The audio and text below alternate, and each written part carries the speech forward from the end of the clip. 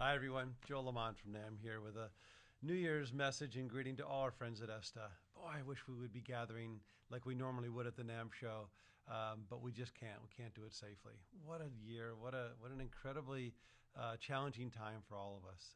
We send our best wishes to all of you, your families, that hopefully everyone's staying healthy and safe as best we can and taking care of each other. Which is why we're still going to do this fundraiser for Behind the Scenes. We want to still support the great work of ESTA and the community and how we can help those that are most in need. So the brewery crawl, brewery crawl. I can't even say it right. I guess I've already been to one. It's going to be cool. It's going to be a way for us to still gather as a community as we can online, as best we can. So please get involved. We're going to sponsor it. We're supporting it. Aaron and Francis have done just a terrific job of putting it all together and trying to keep us all focused and moving forward as a community as we go into 2021 and the eventual, we will come out of this on the other side, everyone. This too shall pass. And we'll be back together again soon doing what we love, producing events, bringing people together around music and fulfilling our vision of a more musical world. So go to nam.org, register for Believe in Music Week. It's all free. And there's all sorts of wonderful content that you'll be able to see there as well, from the marketplace to great education, and then the 2 days of live streaming content with yours truly on the 21st and 22nd, Thursday and Friday, Believe in Music TV. So we hope to see you there. Thank you for all you're doing. We will get through this as a community and we'll be stronger for it on the other side. So I wish you all the best. Happy New Year. We'll see you at Believe in Music Week.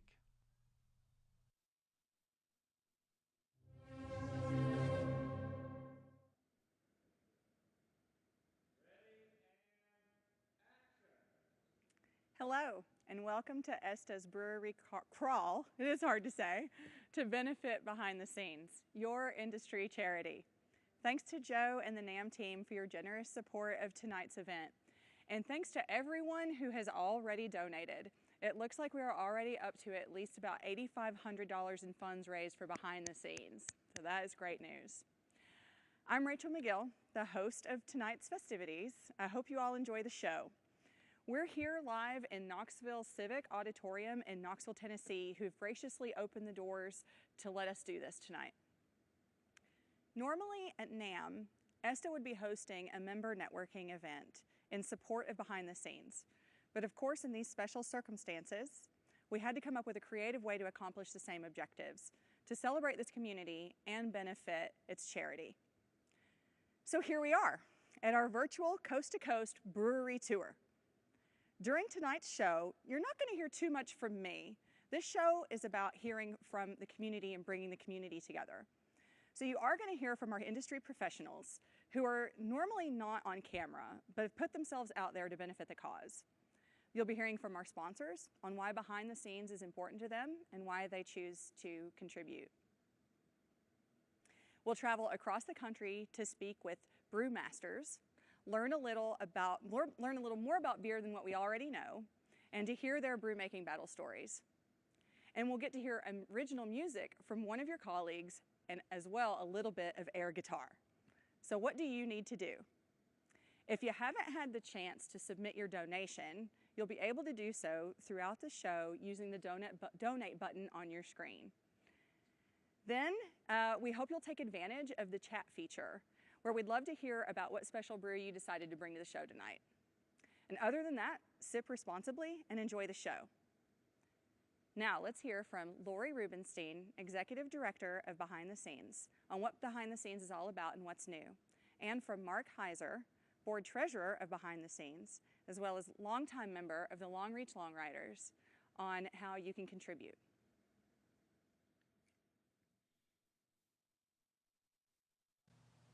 Behind the Scenes is your industry charity. We provide grants to entertainment technology professionals or their immediate dependent family members who are seriously ill or injured. Grants may be used for basic living and medical expenses.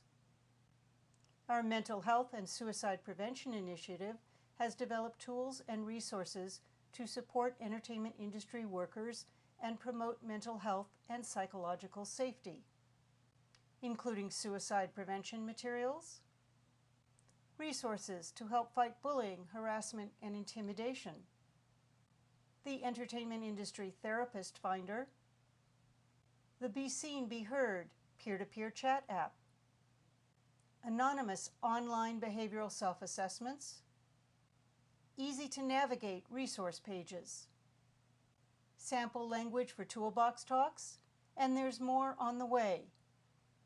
You can find information about all of these at btshelp.org and btshelp.org/mentalhealth.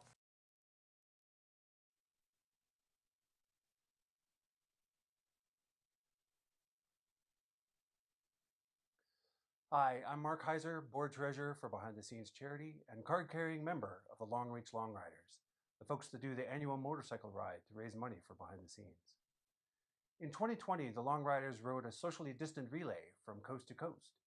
You came through and supported us as you have in the past, and we're grateful for that. We're planning the 2021 ride now. Not sure what it's going to look like, but we'll be there. We don't have fancy commercials with celebrity endorsements. We don't have doe-eyed puppies or scenes from a natural disaster.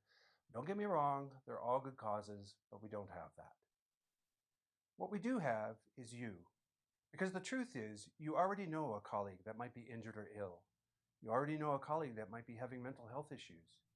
So many of us are in a tough spot right now. But we'll get through it.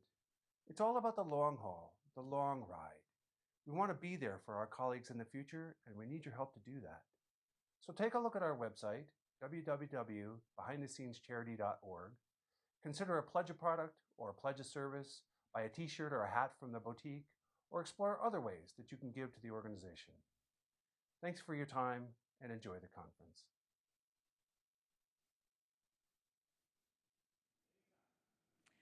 Thanks, Lori and Mark. As they mentioned, be sure to share this message widely with your network. I believe Lori has added those links to the chat if you'd like to take a closer look in case you're not familiar with behind the scenes, and feel free to share them. So now let's hear a message from our media sponsor, Lighting and Sound America. Jackie Tin, the publisher of Lighting and Sound America, David Barber, the editor, and myself have always been strong supporters of the Behind the Scenes Charitable Foundation.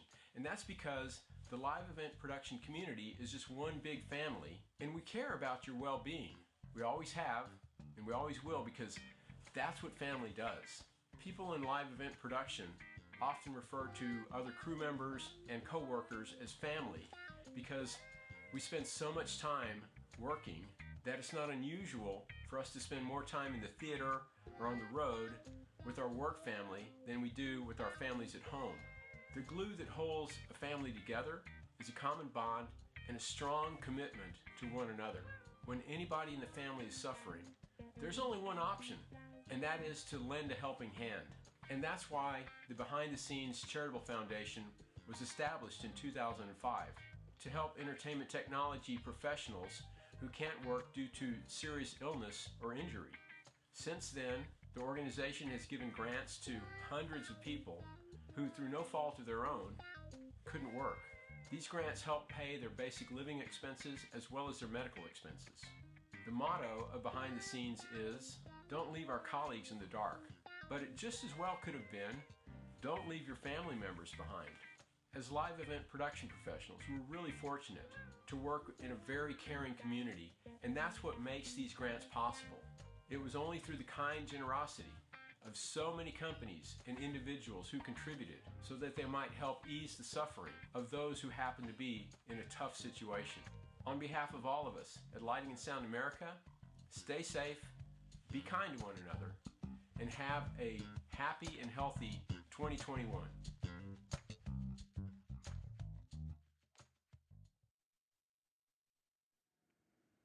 Thanks, Richard. What a great message to kick us off about the true meaning of community in this industry and how important it is that we support each other. That's why we're here after all. And we're also here to have some fun. To that end, next up is Boxer Artisan of Bigger Hammer with our first brewery tour this evening in Long Beach, California.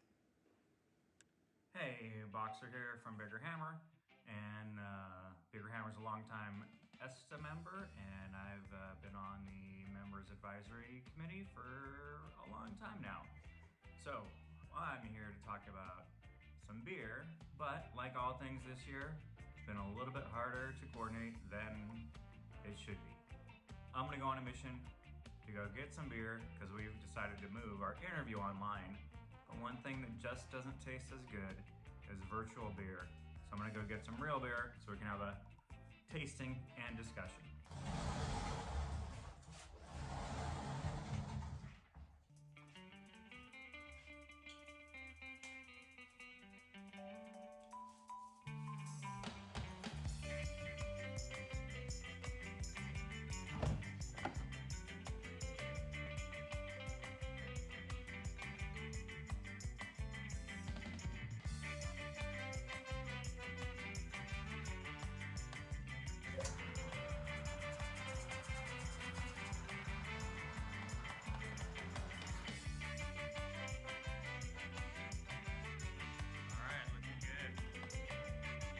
Enjoy.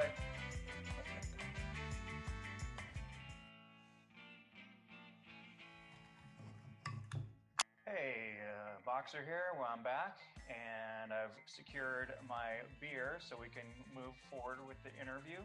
I've got Jason Von Fleet from Dutch's Brewhouse. Go ahead and introduce yourself, Jason. Hi guys, my name is Jason. I own Dutch's Brewhouse here in Bixby Knolls, California. We make beer and sell really killer pizzas. Oh, here comes Chris Klein now. Hi guys, this is Chris Klein. Hey, Chris. Boxer, how are you? Good, how are you doing? All right. So I am Chris Klein. I have been professionally brewing for a little bit over 10 years. During all this fun COVID stuff, thankfully it was the right timing with Jason to start something that we've been talking about for almost 5 years. It's an awesome addition to the neighborhood, you know. Definitely. We already know all the brewers. I've helped a lot of the breweries in Long Beach and LA County with them before they were opening up. So now we have all these friends and can't wait to actually start doing this in person and hanging out and getting back to what it's all about, just having beer with friends.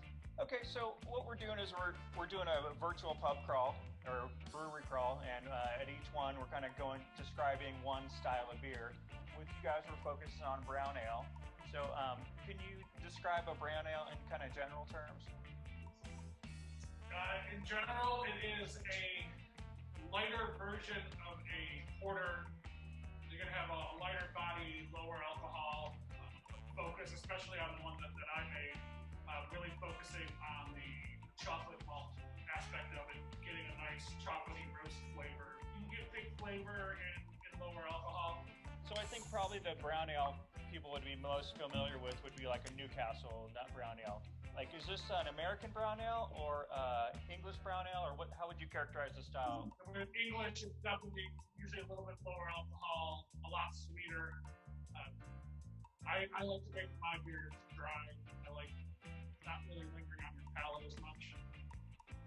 Yeah, great. I love a dry beer, and I think I grew out of drinking Newcastle when I was younger because I just found it too sweet. So I'm looking forward to tasting this. Is this a seasonal beer, or how would you describe, a brown ale as seasonal? Yeah, I guess most people do them as a seasonal for winter time, but Southern California, I think it's 75 right now, so yeah, it's our summer. But we usually here at Dutch's have a brown on almost all the time. So this brown to me is very crushable for any time of the year, really. The first one always goes down really quickly, but this is going down pretty good right now. You know, I'm not necessarily a huge believer in pairing beer with food, but is there traditionally a food that pairs with a brown ale? I would say you would go something more, especially with this one being drier. I would pair it with something fatty, more along the lines of like a steak. You can almost get into like a red wine sort of pairing where you're gonna get the chocolate notes, and especially the dryness. It definitely has a strong bitterness to it, which is nice. Is there a favorite beer that you've ever made? I've always been really happy with my stouts. I make a coffee brown ale that actually doesn't have any hops in it, and I soak the coffee longer to start pulling out accurate bitterness. Oh wow! Bitterness from the beer that way, and it just tastes like a cold brew coffee. Ignore the fact that it's almost 6% alcohol. Well, I really like good Pilsner, and I like my IPAs. I like a straight West Coast IPA, nice and bitter and crisp and clean. So yeah, I mean, I love a pale ale, and you said you're working on an English pale ale, which is like one of my introductions to being a, I guess, when you're 19 or 20 or 21, 22, when you're a young beer snob. Yeah, no, the pale ale we have is an XPA, which I guess would be just more of a bitter pale ale. For me, I love low alcohol, big flavor beers. So with our pale ale being at 5-6 alcohol, and you can drink a lot of them. On the flip side, I love huge barrel-aged beers, 13-14% alcohol, but you can fit out. Jason, you wanted to make an announcement about the behind-the-scenes charity and this brown ale, the Nothing But Time, right? Yeah, so Chris and my new brewery is called Syncopated Brewing, and we're going to take one keg of the Nothing But Time, which is what you're drinking now, and we're going to donate all the funds, the proceeds. As a restaurant owner and a former guy who was in the film business, I understand the struggle, and I hope this can help out somebody who can use it. Cool, and it's so much appreciated. I think we'll wrap things up, guys. Thank you so much for donating the proceeds from the keg. Looking forward to a well-vaccinated county and city and getting into that tap room when it's open. Yeah, so look for Syncopated Brewing Company in 2021. We'll be over in Lakewood, city of Lakewood over there, and we'll have a great tap room, and it's good. It's just, you ever been to Dutch's? Dutch's is a pretty fun vibe. We're going to take that and carry it over there and make it even more fun. So cool. Thanks, Chris. Thanks, Jason.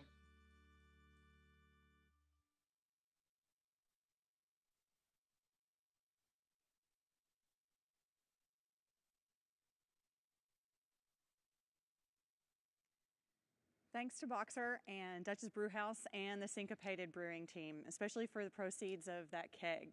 That was our first brewery tour. Each of them will have their own flavor profile, so stay tuned to see what your other colleagues have to share from their local breweries. Now, next up, let's hear from our executive producers for this event, Altman Lighting. Thanks to Altman for your generous support and for making this happen. We couldn't have done it without you. So let's hear from Jason and Tim now. Hi, I'm Jason with Altman Lighting, and I'd like to talk a little bit about why behind the scenes means so much to Altman. When Charlie started Altman Stage Lighting in 1953, he quickly became known for his philanthropy, and that became part of the way Altman did business. Charlie regularly supported arts organizations, schools, industry colleagues, through equipment loans and for little to no fee, and he often did this on a handshake. He was also known for taking in people that needed a second chance to help build fixtures on the lines. Everybody remembers Charlie and Alice Altman as compassionate employers, and that ethos carries through to this day with the way that Bob and Russell Altman are running the show. Personally, I share that ethos. I've been fortunate to work with caring employers like Bob Altman, Paul Vincent, and others, and through the course of my career, I've seen firsthand how helping people when they really need it is almost universally paid back many times over, and how that support can help build up a person and give them encouragement to work through difficult times. And I think we can all agree that 2020 has shown how much that providing a safety net can mean to people in their time of need. So for us, as a family-run business, Altman's philosophy over the years has been to treat our industry colleagues like family and extend our mission of support and industry connection. A great way to do that has been to support ESTA, and more specifically, behind the scenes. For many years, proceeds of Altman Ghost Lights have gone to financially support behind the scenes. So when someone purchases a Ghost Light, in each box there's a letter from a recipient of behind the scenes support who was struggling after being diagnosed with Hodgkin's lymphoma. And I have seen firsthand how this kind of illness can debilitate a person. When my father was diagnosed with non-Hodgkin's a while back, sadly the nature of our industry means that people often fall through the cracks in terms of a support network. Behind the scenes is one of the tools that we have in our industry to help fill these gaps. From industry fundraisers, trade show events, to proceeds from Ghost Light sales, we've supported behind the scenes in various ways because we feel it is a great way to bring the entertainment community together and support each other. And so Altman Lighting is very happy to continue our support through 2021, and hopefully once we're on the other side of this pandemic, we can continue our support both in person and in virtual spaces. And although we can't visit breweries too easily right now, I do have my beer of choice to hand. So although Altman has moved to Denver now, I live in Vermont. So for me, it has to be what I think is still one of the best New England IPAs, Heady Topper. This is brewed in Stowe, pretty close to where I live, and I think it's easily one of the best hazy IPAs in the world. I encourage you to all check it out if you can get your hands on it. It doesn't end up leaving Vermont too often. But anyway, so from all of us at Altman to all of you out there, thanks for your support of Behind the Scenes, and cheers. Tim Bachman with Altman Lighting here, sporting my COVID look like many of you. I'm proud to be a supporter of Behind the Scenes, both individually and as part of the Altman team. I've been involved with ESTA for about 28 years, originally with the Technical Standards Program in the early 1990s. But when I joined Altman 8 years ago, I was gratified to learn that they were a sponsor of the Behind the Scenes Foundation. It's especially appropriate that Altman manufactures the Ghost Light, the symbol of the Behind the Scenes Foundation, with all proceeds donated to the foundation, of course. If you're watching this, you already know what a worthwhile program Behind the Scenes is. Most of us came from a production background, so we understand the need. However, I want to encourage you to encourage your friends and colleagues to donate. There are alternative ways to contribute that don't cost anything, like dollar matching by your employer or your spouse's employer, community contribution programs like through grocery stores, and charity donation programs through online retails like Amazon Smile. That's easy. These kinds of gifts may be small, but they add up, and they only cost you the time to register.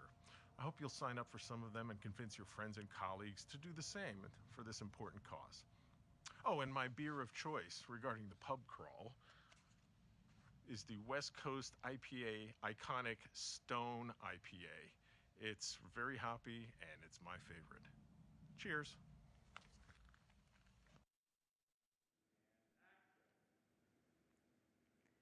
Again, thanks to the Altman team for everything you do to support ESTA and Behind the Scenes. And while we're at it, I'll drop in a plug for this delicious little beer from Pretentious Brewing here in Knoxville. This is a Petite Hippopotamus, a table beer. I'm not sure what that means, but I know it tastes very good. So now we're ready for our next brewery tour, which is hosted by Jeff Reeder of Clark Reeder Engineering, coming to us from the Cincinnati, Ohio area. See Jeff. All right, so I'm Jeff Reeder. I'm with Clark Reeder Engineering, and I was asked to interview a brewmaster. So I have Jeff Cosgrove here, and he is with 16 Lots Brewing in Mason, Ohio, and it's really good beer. And the backstory, the first time I met Jeff, he sent me to his basement, and you had all those taps down there, and I drank like all his homebrew. And then about a year later is when you guys started this. Right? Yeah, but that's about right, yeah. So, and I'll let you give a little background on your brewery here. Yeah, so as Jeff said, I'm Jeff Cosgrove. Grew up in northern Wisconsin where beer was kind of a big thing, and I'm a chemical engineer by trade. So it was a hobby that I got into back in the 90s, turned the passion into a business. We opened 16 Lots Brewing up here in September of 2017, so open for a little more than 3 years now. We've got a 10-barrel brew house. You can see the brew house right behind me. As I said, I'm from northern Wisconsin, small manufacturing town, so I wanted to buy all American-made stuff. Some of the breweries are buying Chinese equipment, so it's all the equipment's made out in Portland, Oregon. 10-barrel brew house. We've got, you can't see it here, maybe if Jeff picks it up, I can do go that. around. There's my beer two, down. yeah, the smaller ones, there's 2 10-barrel fermenters and 4 20-barrel fermenters that we make here. You can probably see some of the cans in the background. It's like liquid gold everywhere I look. Liquid gold, see? All right. So a little bit on that. So what got you, you said what got you into it? You like beer. Yeah. I like drinking it, so this worked out really well when I was asked to do this interview. So we're going to talk about 2 styles of beer because I screwed up and I bought a winter ale. And I'm going to have a porter next. So we're going to talk about winter ales and porters. So I'll let you take it from Well, what's there. interesting is those are 2 basically, for the most part, British styles. Now, that's a little merit, but the winter ale I make that as a strong, dark English ale, so a lot of English pale ale malt, just a little bit of Crystal 80, so it gives a little residual sweetness, and some black. It's really good. Black patent malt, so that gives it a lot of color and just a little bit of roasty coffee note to it. And it's a strong beer. And then I do, I don't overdo the spices. A lot of the breweries overdo the spices. What most people say about mine is they can just get just enough of it. Yeah, there's a little bit. So I bit. put you guys can try it. Cinnamon, nutmeg, ginger, and allspice in there in the boil kettle. Yeah. You can smell it. Yeah, but it's good. That's one of my favorite beers. It's very good. And then a porter, so I've got a lot of derivatives that I do off the porter. So I do kind of a little bit of a hybrid between an American and a British. So in the British porter, I use English hops, East Kent Goldings, and Fuggles, and it's a 2-row American malt rather than a pale malt. A decent amount of chocolate, once again black, like in there, and a little bit of a Munich malt. And from that, we spin a lot of beers off of. Right now on tap, we've got a French toast that we call. So we had. Is that one good? I'm gonna try that. I think they're all good, Jeff. I'm gonna try it next. Does it taste like French toast? Yeah, of course, man. Right, I love French toast. It's one of my favorite breakfast foods. So it's got maple, cinnamon, and vanilla. Ooh, that sounds really good. And then we do a peanut butter cup porter off a regular porter, and then also just a basic vanilla. Ooh, that's they're all very popular. So are these all? What do you make? You don't make this year round, obviously. This is the winter. Correct. The porters. Porters also too. In general, people like the darker beers in the winter months, so we tend to have those. There is a beer list on our company's website, or there used to be. I got to see if it's still on there, but we have certain seasons you're allowed to drink beer. So it was one of the first things we ever put on the website. So porters and this are actually in the winter. So I'm one of those guys. I'll drink any beer any time of year, but I'm also low class guy from Wisconsin. I'll drink a white wine if I just want to have some white wine. I don't care if I'm having a red beer. Whatever tastes good to me at the time. So. All right, big question here: best beer you ever made? Best beer I ever made was. That's one of the struggles I've had from moving from being a home brewer to a professional brewer. Is one of my favorite beers of all time is the Chimay. It's a Belgian beer. The Grand Reserve. It's the blue label. And as a home brewer, I made a batch. I made just 5 gallons for a homebrew keg. And I was really excited. I thought I had a really good recipe. The brew day went really well. And I couldn't wait, so I put it on tap, my basement kegerator that you were talking about. And I tapped it, drank it, was like, that's not so good. And I was like, well, one day, some days your taste buds are a little off. Some IPAs, whatever, will taste a little off. Went back the next 4 or 5 days every day, just tasting it. And I got so ticked off, I pulled the keg off tap and I threw it in the back of my basement. And about 5 or 6 months later, I was having some friends over. Maybe it was even you. I was like, well, I'm kind of running low on beer. At least that's beer. I'll put it on tap. And I tapped it, and it was the best beer. It was so close to Chimay Grand Reserve Blue. And some of those really dark, strong, like an Imperial Stout or a big Belgian dark strong, they need to age, kind of like fine wine. Yeah, that was the best beer I ever made. So that's what I struggle with here is how do I replicate that? I don't have the time to let a beer like that sit for 4 or 5 months. So you gotta and you'll be good. So that's the best beer I've ever made for sure.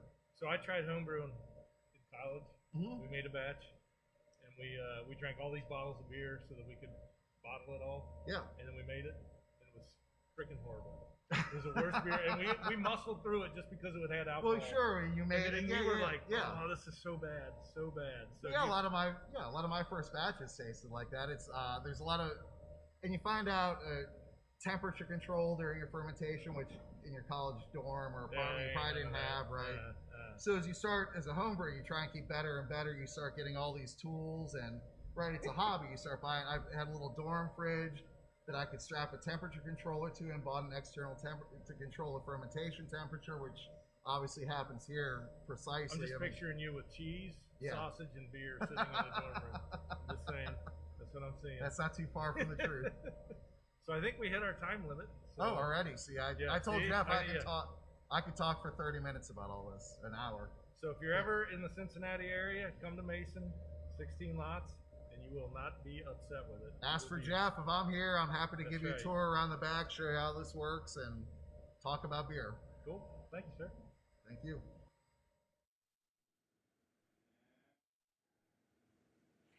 Thanks, Jeff and Jeff. That was a lot of fun. And I can tell you for sure on my travels, I'm going to take you up on that offer for that backstage tour of the brewery.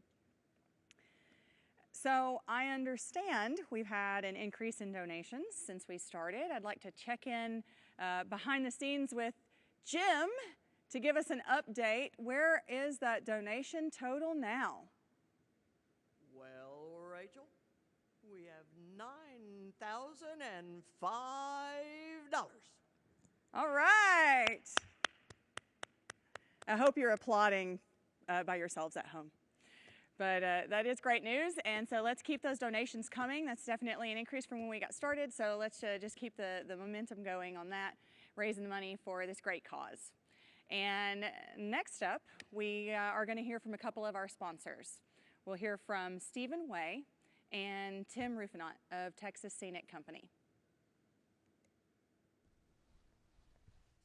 Hi. Do you know me? Well, despite my amazing hair, you may not.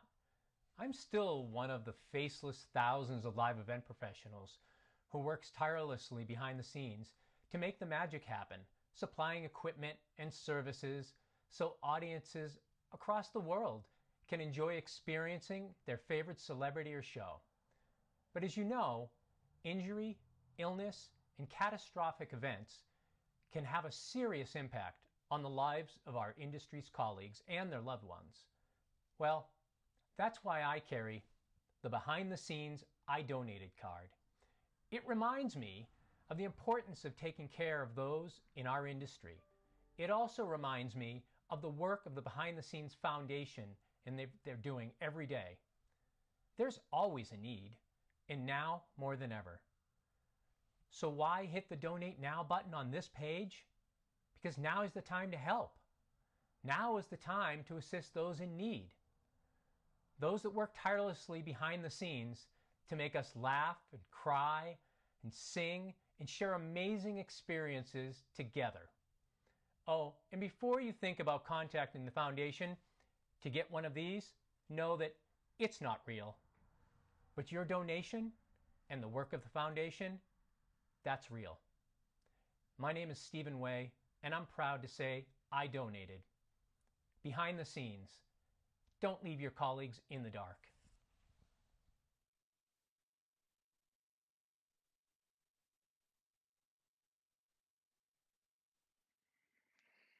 Hi everyone, Tim with Texas Scenic Company here. We're super excited to be part of the Behind the Scenes Brewery Call this year, benefiting the Behind the Scenes Foundation. We know 2020 hasn't been easy for anybody, but as a company we have made out reasonably well this year, so we wanted to do something to give back. And what we are going to challenge you all to do is to give $1,000, whatever you can, $1, $5, $10, it all adds up, and Texas Scenic will match all those donations. So we know a little bit goes a long way, especially right now, and we know our industry has been hit extremely bad, so every little bit helps. So what we're asking you all to do, crack open a beer, crack open your wallets, and give just whatever you can to those who really need it right now. Cheers. Now, back to working from home.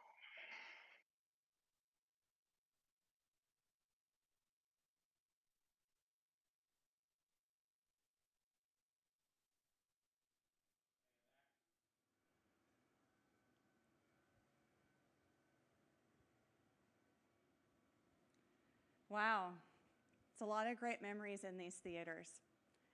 It's kind of strange to be here backstage while the theater's been dark for so long, as we all know.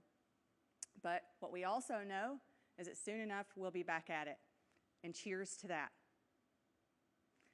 Thanks to Steve and Tim for the great message, and also to Texas Scenic for that $1,000 challenge.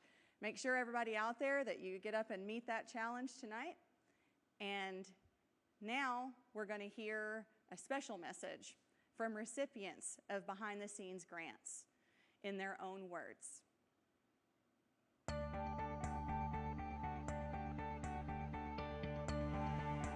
Hi, my name's Jenny Auer. Hi, my name is Harry Smith. My name is Mary O'Brien. My name is Christine Demoninsky. This is Michael Mag. My name is Bob Cormandy. My name is Rita Kogler-Carver. My name is Eden. And I am a recipient of Behind the Scenes grants. I'd like to tell you how Behind the Scenes helped me.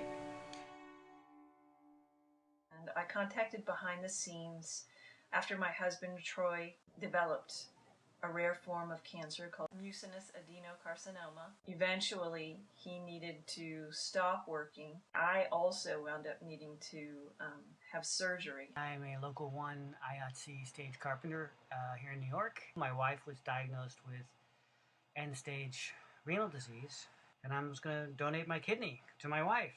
6 to 8 weeks out of work, and I don't, we're check to check. I don't know how to make this happen. I have been in the entertainment business for over 25 years. I was going to have hip surgery. I wasn't sure how I was going to pay all the bills.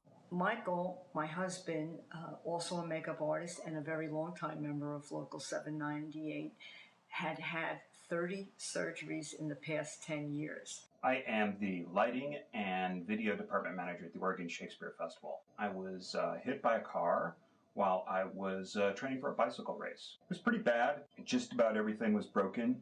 Most of my ribs, my right shoulder, my right elbow, my left leg was almost amputated right below the knee. 2 of my vertebrae had been smashed. They had done an incomplete severing of my spinal cord, but it was a lot of financial responsibility even after insurance. It became obvious that we were going to need some help. I was diagnosed with tonsil and neck cancer. I went through a complete radical neckectomy. It was an 8-hour surgery where they removed muscle, lymph nodes, and the cancer from the right side of my neck. And then I went through radiation and chemotherapy. I was not able to work for a 9-month period of time. I'm just now getting back to where I can work as a camera operator, a network camera operator. I was diagnosed with multiple sclerosis in 2006. I was unable to work, but needed to maintain my private health coverage, as well as paying substantial copays for my medicine. It became more and more difficult to pay for the regular bills, like the mortgage, in addition to all the new medical bills. As time went on, I got further and further behind on the bills. Last fall, I was diagnosed with stage 2B breast cancer. It was actually my 4th time around with cancer. At the time, I needed to take time off from work to address it, and I couldn't afford to make certain bills. My union helped a little bit, and they told me to call the Actors Fund, and then someone at the Actors Fund said, hey, I'm going to tell your story to Behind the Scenes. And within a very short amount of time, they had come forward with my January mortgage. A friend had heard about Behind the Scenes. All I had to do was fill out the application, and I gave a letter of my situation. And within a week and a half, I had money to pay my bills, and it was just amazing. I called up Behind the Scenes and I explained my situation, and the next thing I knew, I had another mortgage payment. So we asked Behind the Scenes for some help. They contributed $2,000 to my motorized wheelchair, and that was essential. I had been awarded a grant that would cover my health care and medical copays for several months. And through the Actors Fund, they put me in touch with the Behind the Scenes committee, which gave me enough money so that I could cover my rent, cover my bills. I'm eternally grateful to Behind the Scenes for what they did. Thanks for allowing our family to stay together and be strong. Because of your gift, we were able to thrive in the midst of a really difficult situation. I am forever grateful to Behind the Scenes, and they deserve your support. Behind the Scenes, I don't know how to thank you enough. I'm so thankful for everything that you've done for me. You've been a miracle. Behind the Scenes just doesn't help you financially. It helps you emotionally. You can't imagine the stress you go through when you're unable to work. I will be forever grateful to Behind the Scenes. Thank you. thank you so much. Without the help from behind the scenes, I don't know that I could have continued working in the industry. I don't think that I would have had a solution for being able to get around the Shakespeare Festival or around town to do what I love to do. They made it possible for us financially to stay current on our health insurance. Without the health insurance, I couldn't keep up with the treatments that were going on. They also helped us with our car payments. Without the help of the ESTA Foundation, my family and I could not have made it through this medically and financially devastating time in our lives. I burst into tears of gratitude on the phone. Within 2 days, I went from being at the end of my rope and desperate to greatly blessed and relieved. It is wonderful to know that in a business such as ours, there is this wonderful program that can and does literally swoop in to save you. And you know what? That saved us. That saved us.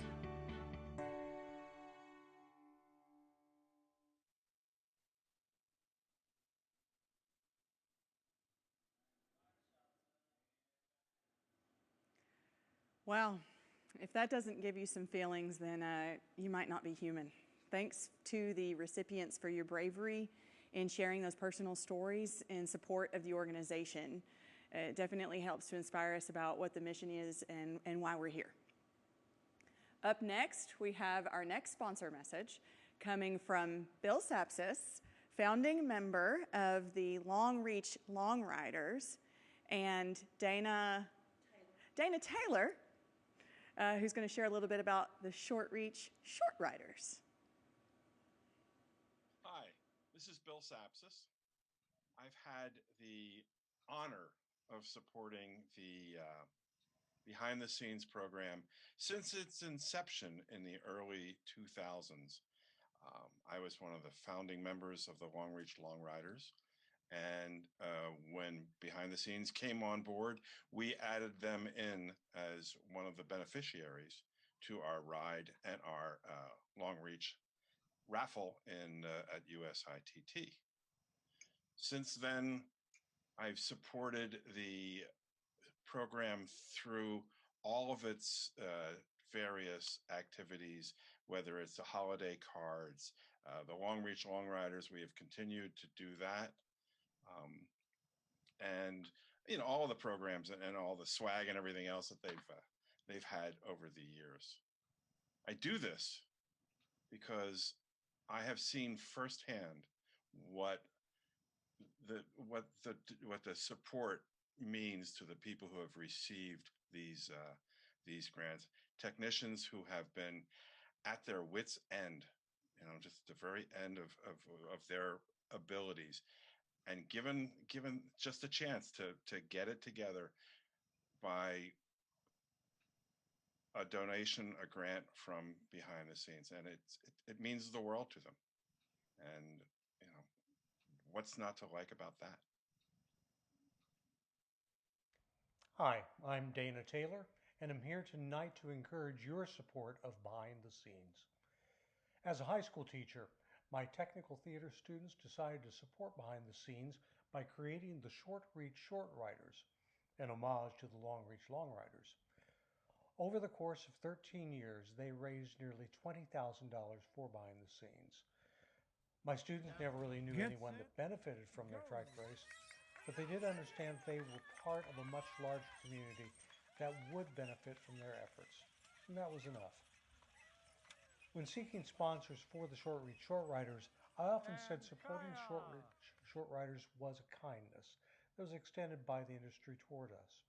However, supporting Behind the Scenes was our corporate duty. Whether it's $10 or $1,000, we do it because we can, and we're all better for it. Tonight I am matching $1,000 in donations, so make a donation, and thanks a lot.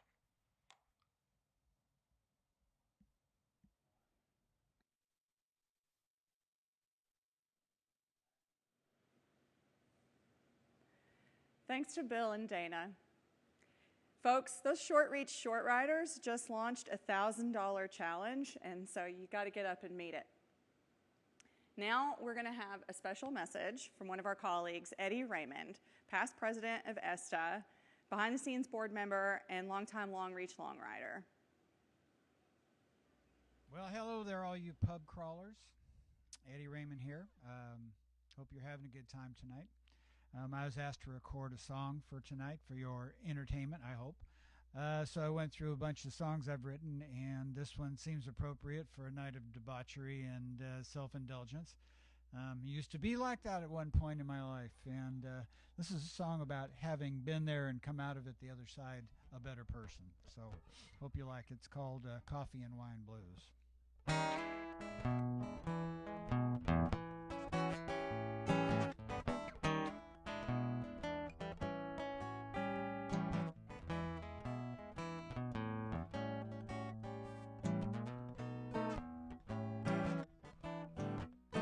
Well, once it was cocaine and whiskey, as caffeine and wine. Once it was fast times and risky, now take my sweet time. Once it was hurry up and move on, that's linger all night since you made me a part of your life. Once it was fast cars and women, now it's minivans and you. Once it was rock and roll and blues, at least some things ain't new. Head on to the slam bam, thank you ma'am. Now it's hot baths and champagne since you decided to take on my name. Well, I don't regret a minute of the times that I known, and I don't miss even one of those coops that I've flown. But since I met you, darling, well, I could never go back, 'cause now I realized all the things that I lacked.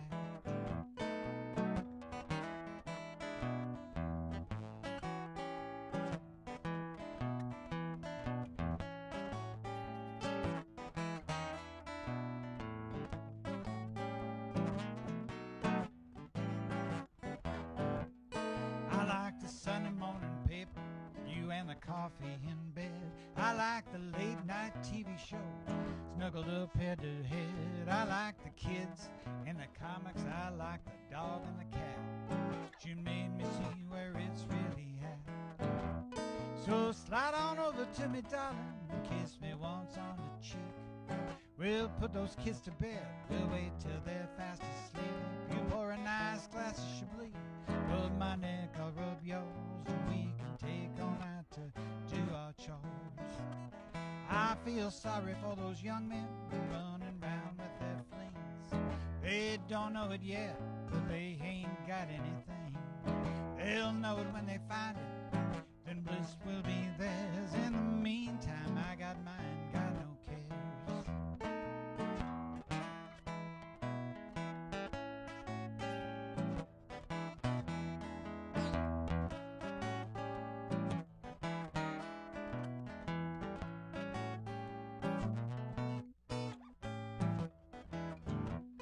So slide on over to me, darling, and kiss me once on the cheek. We'll put those kids to bed, we'll wait till they're fast asleep. You pour a nice glass of Chablis, rub my neck, I'll rub yours, and we can take all night to do our chores. Yeah, we can take all night to do our chores.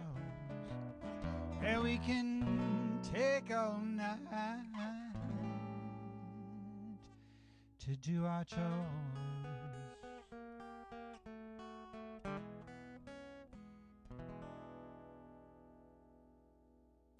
Hope you enjoyed that.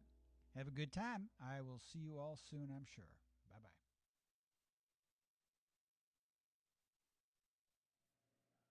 All right. Thanks, Eddie, for sharing your sultry and bluesy talent with us to support the cause. That's a lot of fun, folks. I know you enjoyed it. And if you did, hang around because we're going to get another special message from Eddie towards the end of tonight's show.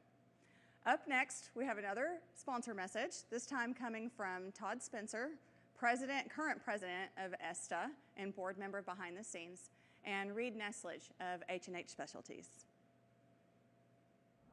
Hey everybody, Todd Spencer here. Happy New Year's from Tucson, Arizona, and thanks for being a part of the event tonight. I'm proud to be a donor to Behind the Scenes Charity and the great work that the charity performs in helping entertainment technology professionals through their times of illness and injury. I'm proud of the work that they do and the resources that they provide in the areas of mental health and suicide prevention. Tonight, I ask if you're able, please take a moment to click the Donate Now button and help our colleagues in greatest need. As you know, so many people right now are struggling in our industry and facing challenges that, quite frankly, may not be overcome on their own. So I ask, if you are able, please do take a moment and support the work of Behind the Scenes Charity and the great initiatives that they have. You may also do this through a purchase at their online boutique and a unique gift item. On another note, and in the spirit of our event theme tonight, I'd like to share with you something that most people don't know about me. In the last 20 years, I've spent a lot of time traveling, which is not unusual. Many of us do. We go where the work is in our industry. The piece that you don't know is that in that time, I've collected beer glasses from all over the world as a reminder of the memories and the projects and the people that I've had the opportunity to meet and spend time with. The reason I share this is because it signifies good memories and serves as a reminder to me that while events may be on pause at the moment, there will be good memories to be made again, and you can be sure I'll be adding to my collection. In the meantime, enjoy the event tonight, and please, donate if you can.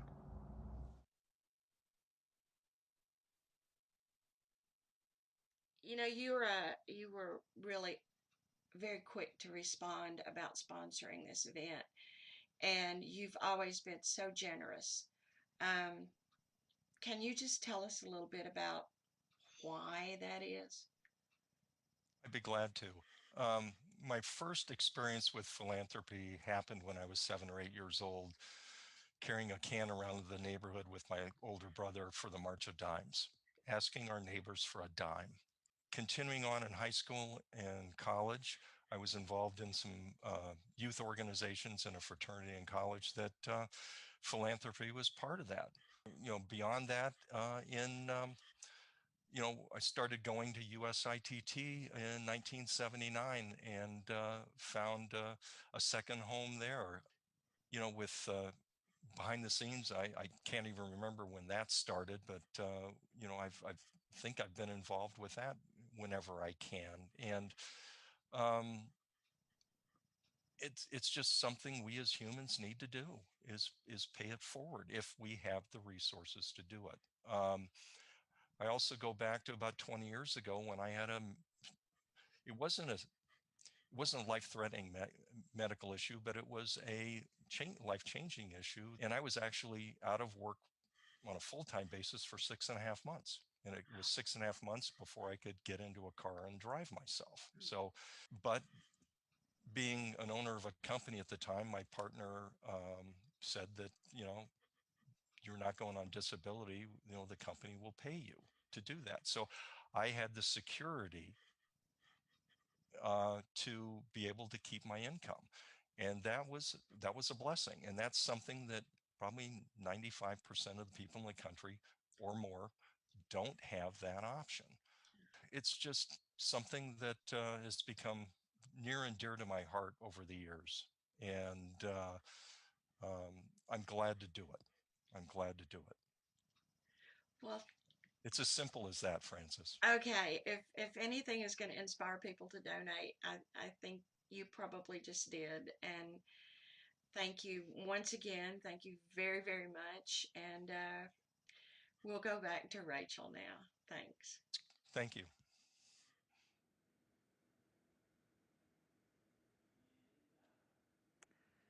Thank you to Todd and Reed for sharing those messages. And also, I forgot to introduce Frances Thompson. She didn't introduce herself in the video, so most of you probably already know her, but she's a membership manager for ESTA and did a big part in putting this on as well. So thanks to everyone in the videos for sharing your messages. And now we are ready for our next brewery tour. This time it's coming from Elmer Veith in the Atlanta, Georgia area. I'm Chase Medlin, the founding brewer here at Contrast Artisan Ales in Chamblee, Georgia. Obviously, you're known for beer, but what kinds? I mean, are we talking Budweiser or are we talking La Trappe? Not the previous, maybe a little the latter, but yeah, we're really more known for IPAs and stouts. We run the gamut across styles, so we do very light and sessionable.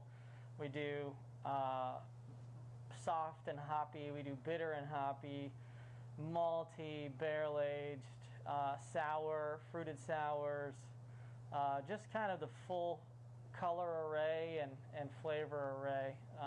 So something more like you're making whatever you feel like drinking that week? A little bit more like that, yeah. Okay.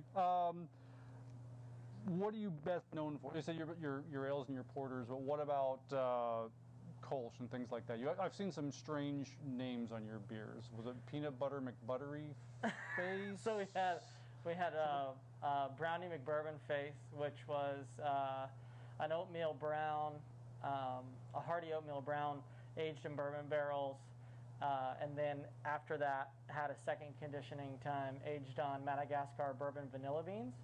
And it was not too sweet, not too hot with the bourbon, just right. And but yeah, we have a bunch of crazy names. I have a bank of names that I've been building for a few years, and then every once in a while our bartenders will throw out a great name. One of our guys came up with one, and it was from previous work experience where he had a crotchety coworker that they referred to as Grumpy Tough Cakes. So we've got an oatmeal porter we call Grumpy Tough Cakes. But yeah, we do quite a bit of dark beer, quite a bit of light. I mean, just a little of everything. Okay. But so then, what about your Kolsch? Tell me about your Kolsch. Okay. I've heard a lot of good things about it. Yeah. What is Kolsch, first off?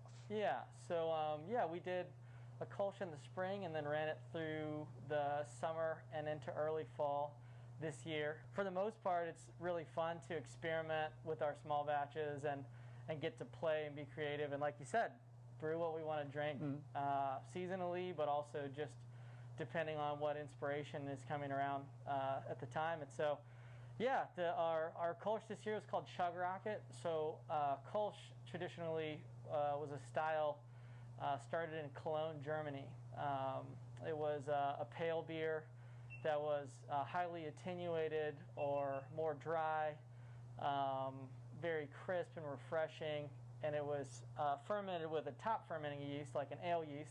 So the difference between lagers and ales really is that lagers use a yeast that ferments with most of the mass of the yeast cells on the bottom of the tank, where ales, it's fermenting on the top of the tank.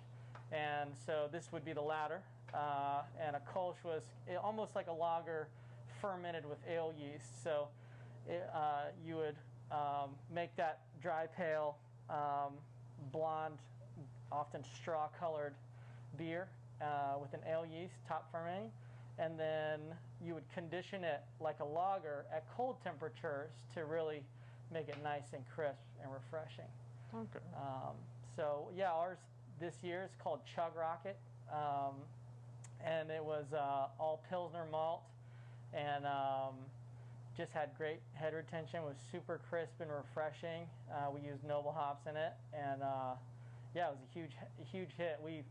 We've joked that it was beer flavored beer because of, there's so many pastry stouts and milkshake IPAs and the like on the market, and so we marketed it as yellow fizzy beer, but it was a Kolsch. All right, let's get down to the important stuff. What's the best beer you have ever made? Oh, it's so hard to say. There's been a lot of good ones. I started at a brew pub in Decatur. For our 18th anniversary there, I did an Imperial Brown and aged it in red wine, white wine, bourbon, and tequila barrels. And then at the anniversary party, you could get any one of the four or a blend of all four. And that one was really, really something. I did an Imperial India Red with Citra and Galaxy, and it was, and I used a little bit of oats in it as well, and it was just really, really drinkable. It really brought the maltiness of an American red, but not too much of that like brown caramel flavor, and just a big hot punch. Back in the days when you got a little bit more bitterness in your IPAs than today, but yeah, it was called Twain Wreck, and it was really, really good too. All right, we've all had bad days. What's the worst beer that ever came out of your system? The worst beer I ever made was actually before I had a working system. It was actually the first batch of beer I've ever made, And I was in college, and a friend got a Mr. Beer kit. And, you know, we were freshmen on a budget, and we saw this plastic kit you could buy, basically like this jug with a screw top, and it had all the ingredients in it. I think and someone gave me one for Christmas one year. I never opened it. The worst. So it was basically like yellow, fizzy, watered down. It was nasty. It was just nasty. Okay, last one. Have you ever had an absolute brewing disaster? I've had a couple, mainly equipment failures in the middle of big processes. We had one situation where it went down and we shut all the systems down, and we couldn't figure out what the issue was. We turned on the systems back on to see if just resetting would work, and water just started coming out of pipes we had never seen it come out of, like exhausting in ways we had never seen. It was like there was a spirit in the brewery just like running amok.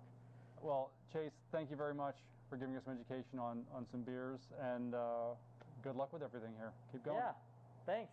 Cheers.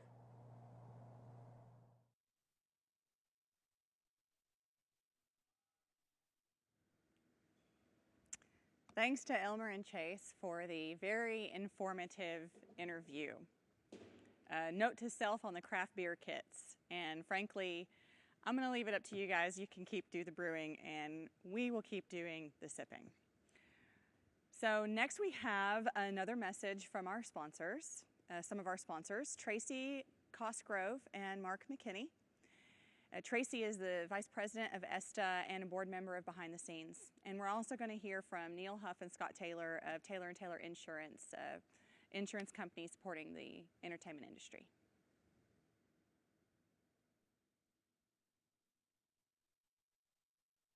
Hi, Mark and Tracy. It's so good to see you guys. I wish we could be a person. Be here tonight. Yep. So, Tracy, you were like one of the very first people who stepped up to be a sponsor of this event. Yeah. Mark and I have been sponsoring Behind the Scenes for a long time, and because we think that it is an organization that needs to exist. It is.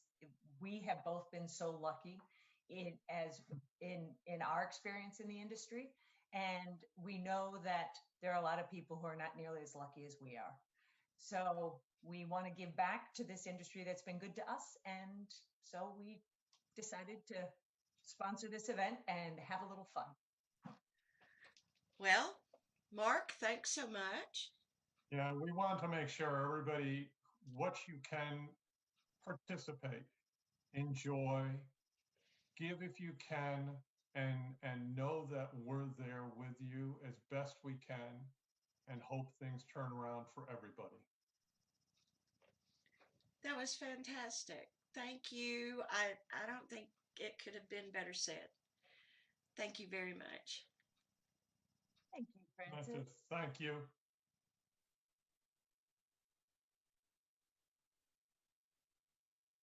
Hi, I'm here with Neil Huff and Scott Taylor of Taylor & Taylor Insurance, and they are a flight level sponsor. And we just want to know why you guys always sponsor. It's great. So tell us. Scott? Neil? I'll let Neil go first. Okay.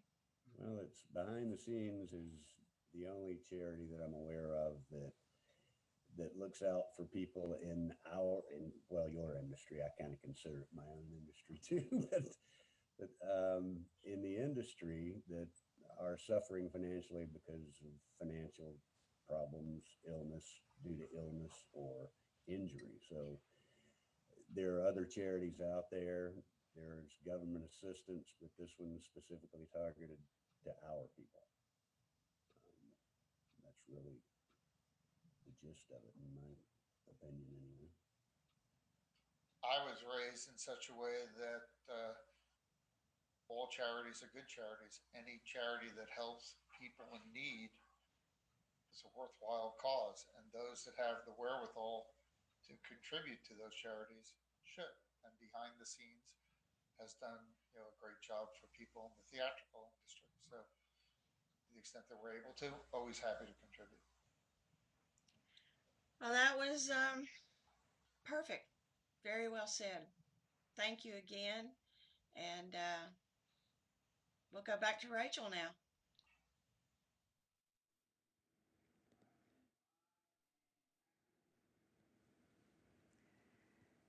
Thanks for the messages, and I want to send a shout out to all of our sponsors. Thanks to all of you again for all of the support of this event tonight. Speaking of support, let's check in again with Jim backstage to find out where we are on our donation levels. Jim? Well, Rachel, we have $9,560. All right. We are getting dangerously close to $10,000, folks. And what that means is we have to reach that goal. So be sure, if you haven't donated, to go ahead and make your donation. And don't forget that you'll still be able to continue donating even after the show is over. The app will be up so you can make your donation. But you have some time now, because next we have sadly our final brewery tour of this evening. But it is coming from Laura Hupker, who is in Stoughton, Wisconsin at Viking Brewery. Hi, Laura Hupker coming to you from Viking Brewhouse in lovely Stoughton, Wisconsin. I'm here with David Worth, the head brewer here at Viking. David, why don't you tell us a little bit about yourself, what brought you to brewing and how long you've been doing it? Wow, well, a great background for brewer. I started out as an x-ray tech for 10 years, and then I sold medical equipment for 35 years. And here I am, a brewer. So that's a little crazy. The people in the medical industry can't believe what I do now, and the people in the brewing industry can't believe that I haven't done this for a long time. Started out as a home brewer, and then turned out when we moved here, I had won lots of awards for home brewing in Ohio, where I used to live, and then here. And my neighbors, I was feeding them beers, and didn't know, but their brother-in-law is the gentleman that owns this bar, which is Mike Malling. Yes. And they were bugging him to let me brew. He already had somebody that was going to brew. I came in one day, handed him 12 beers, and he called me like 2 days later and said, "Okay, how much money do you want?" Perfect. So that's how I became a brewer. I brewed on big systems as a guest in some facilities in Cleveland, also some in this area. So I had some familiarity with the equipment, and then of course when you buy the equipment, they come in and teach you how to use it. So hey, here we are, 5 years later. As I tell people, I keep trying to screw them up and they keep turning out. So. As they do, and we keep coming back. This is one of my husband and I's favorite places to come drink beer and eat Swedish meatballs on Saturday, for sure. So we're here to talk about IPAs. Great shirt today. Oh, yeah, of course. Can you tell us the different styles of IPA and what your favorite? There's a lot of different styles now. I mean, in the situation of you have, the different colors, you have the black IPAs and the reds and the whites, and there's probably 2 or 3 other colors I'm forgetting. And then you have West Coast, you have the New England style, which is kind of like you just said, the juicy,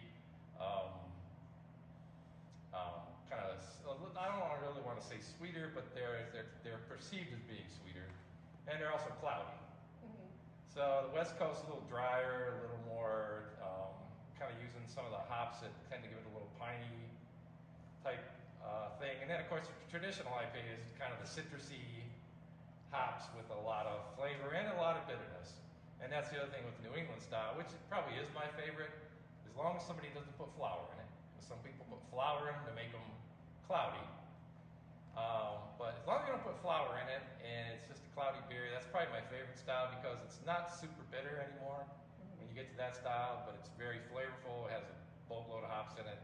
It's probably our most expensive beer because it has so many hops in it. Yes. And the hops are one of the most expensive things that goes into a beer. So. Excellent. So one of our favorite beers here is, you mentioned, a black IPA. Not so common. I don't see them out and about too often.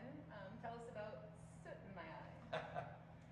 My Eye came about early on, very early on, before I even started brewing. It was actually one of the original 3 beers before we had our equipment here. It's a black IPA. It's got a little bit of roasted flavor in it, so it's kind of like almost like a hoppy porter, but not quite because it's more hoppy. So it's like an IPA, and Soot in My Eye, the name came from Norwegians founded Stoughton. So Stoughton's a big Norwegian town, and we hold the 2nd largest Set in Mai celebration in the world outside of Oslo, Norway, which is Norwegian Independence Day, which is the 17th of May. So the closest weekend to that, there's a big celebration in Stoughton, and Mike's children and grandchildren couldn't say Set in Mai, and it came out Soot in My Eye. And that's where the name came from, is from, toddlers trying to say Set in Mai. It was pretty funny. That is fantastic. I actually did not know that story, so thanks for sharing that. What makes the black IPA black? Just the malts that go into it. So when you make any beer, you can kind of adjust the color by what you put into it. So in a black IPA, we put some roasted malts. So they're darker, they're roasted longer as a barley, and so they turn black. And then depending on how much of that you add, you'll get different degrees of blackness of the beer. So that beer, Soot in My Eye, has quite a bit of black malt in it and a lot of hops. So that's why it comes out a black IPA. And they were very popular about 3 or 4, 5 years ago probably, and not so much anymore. Yeah, it's not on tap all the time here anymore, which we're a little disappointed about. But yeah, we make it off and on now because black IPAs, like we said, fell out of popularity about 4 years ago. So we kind of stopped making it full time because it didn't sell as well anymore, but we still make it. Yeah, absolutely. So lastly, I would like to definitely talk about this beautiful bar. Can you show them the beautiful dragon up here? Can you tell us a little bit about that? The dragon was hand carved, and the whole bar was built by Mike's brother-in-law. So the bar top is actually recycled from a bowling alley, and most of the wood's been recycled from other places. But the whole bar was built by the owner and his family, pretty much on their own, and it's got a lot of wood. It's pretty Norwegian themed, and the food is really good, and it also has a Norwegian theme. So Excellent. Well, thank you so very much for your time. I appreciate it. Thank great. you. Look forward to seeing you in the bar. We'll be here. All right. Take care.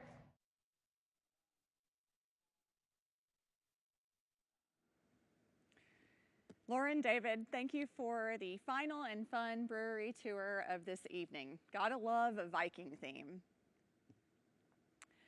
So folks, I just heard that I sent out that $10,000 challenge and you all immediately surpassed it. So thanks to everyone out there for all of your support and everything that you're doing to continue the mission of Behind the Scenes. We've seen over and over how important this mission is, and thanks to all of you for showing up to support it tonight. Now we have a special message from iWise.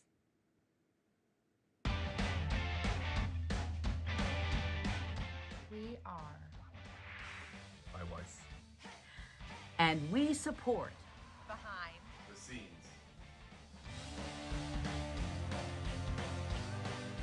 So, should you.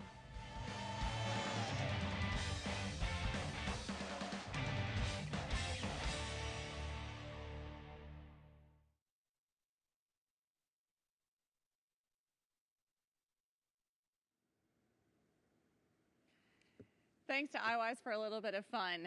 By the way, folks, we promised you air guitar, and for the record, we delivered. Now, I am sad to say that this is our last cut for the evening. We are about to end on a group sing-along, so make sure that you stick around for that. But before we cut to that, I just wanted to say thanks to everyone for everything that you've done to make this happen and for your support of Behind the Scenes. Thanks to all of the sponsors, to all of the presenters for all of the videos.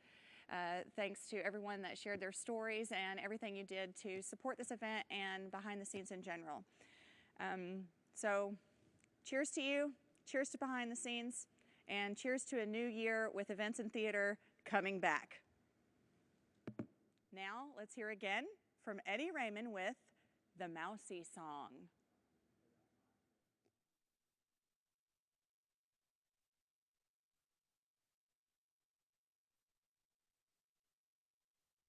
Well, hey, all you pub crawlers out there. Hope you're all having a good time with this. Seems like it's a lot of fun. I was asked to record a song for this evening and went through my catalog of songs that I've written and made up over the years, and this one seemed to be appropriate for tonight.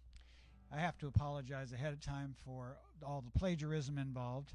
I don't know if any of you remember those cat calendars with the cats on them and all the clever sayings, and there was one that was a cat sitting on a bar stool with a guitar and a beret, and he was singing, "I love to eat them mousies, mousies what I loves to eat. I bite their little heads off, nibble on their tiny little feet." And it seemed a shame to let such a great line go to waste. So I put it to music and added a few other things with it, as long as some stealing from some other songs. So you'll recognize them as they come around. But here it goes.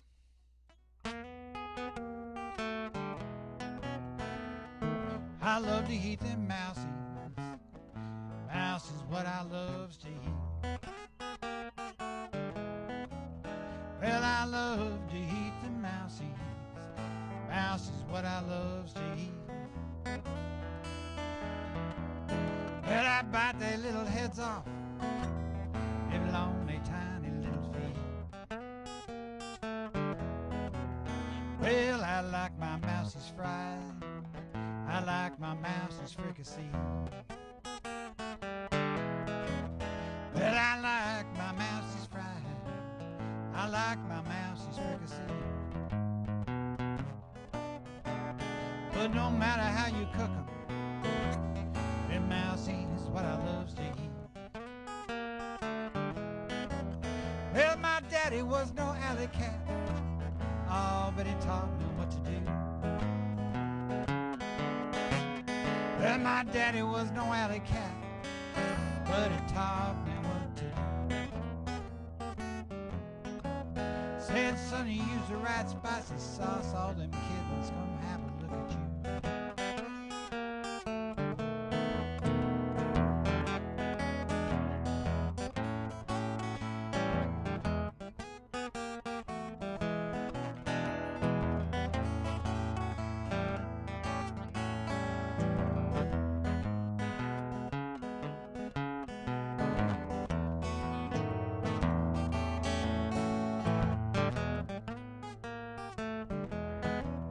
That's why I'm heading down to New Orleans.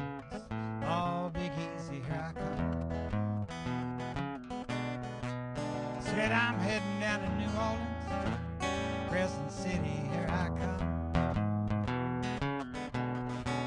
They got them Cajun spicy mice there. This big cat's gonna get him some. I'm gonna be standing on the corner, Canal and Basin Street. I'm gonna be standing on the corner, Canal and Basin Street. Bottle of cheap rot gut wine, bag of barbecue mouses to eat. Well, you might catch a train, you know you might catch a plane, but if I gotta walk, I'm gonna get there just the same. I'm heading down to New Orleans, Crescent City, here I come. They got them Cajun spicy mice there. This big cat's gonna get him some.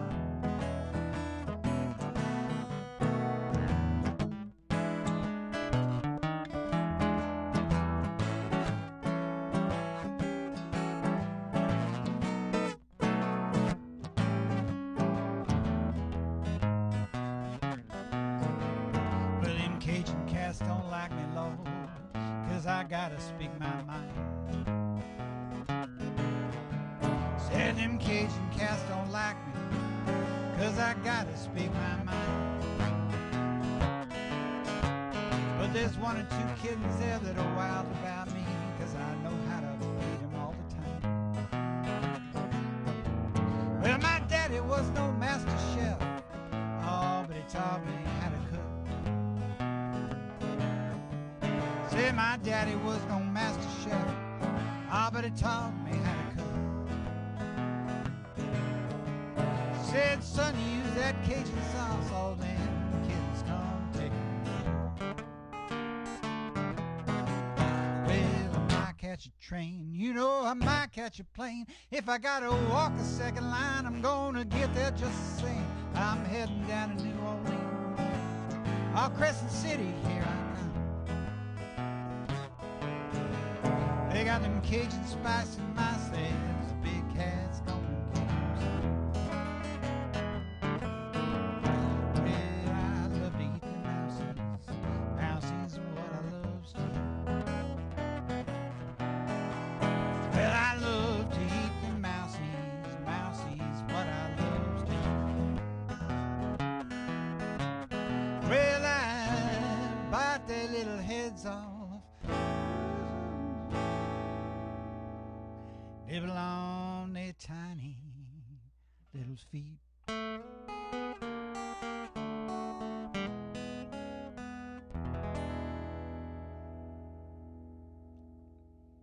Have fun, y'all. Don't drink too much.